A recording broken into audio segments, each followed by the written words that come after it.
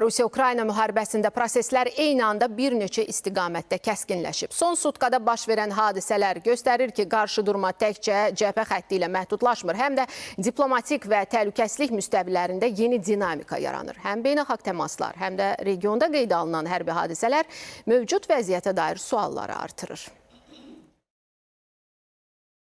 Rusiya-Ukrayna cəbhəsində vəziyyətin gərginliyi həm diplomatik, həm də elə hərbi müstəvilərdə paralel şəkildə davam edir və son sutkalar ərzində baş verən hadisələr göstərir ki, tərəflər nə yalnız döyüş meydanında, nə də siyasi masada geri addım atmaq niyyətindədir və Ukraynanın Milli Təhlükəsizlik və Müdafiə Şurasının katibinin son açıqlamaları Kiyevin Vaşinqtonla təmaslara xüsusi önəm verdiyini bir daha göstərir. Elə son məlumatlara görə Ukrayna nümayəndə heyətinin Birləşmiş Ştatlara səfəri zamanı əsas mövzulardan biri Rusiyanın Ukraynanın enerji infrastrukturuna endirdiyi zərbələr olubdur. Bu məsələ Amerika tərəfdaşlarının diqqətinə çatdırılıbdır və ekspertlərin fikrincə bu təsadüfi deyil.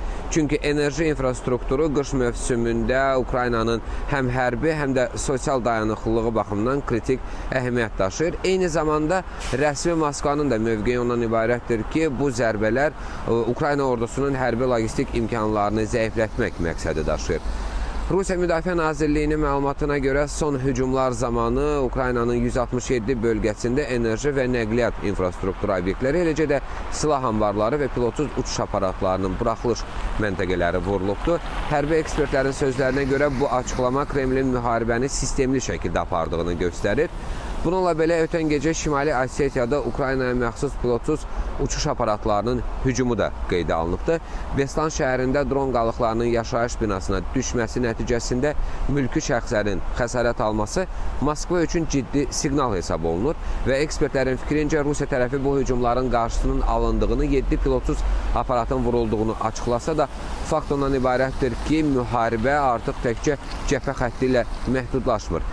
Siyasi şərhçilərin də sözlərinə görə mövcud vəziyyət onu göstərir ki, Rusiya-Ukrayna müharibəsi yeni mərhələyə daxil olur və bir tərəfdən Birləşmiş Ştatlar və Qərb ilə aparılan intensiv diplomatik danışıqlar, digər tərəfdən isə qarşılıqlı zərbələrin miqyasının genişlənməsi münaqişənin yaxın perspektivdə bitəcəyinə dair nikbin proqnozları zəiflədir.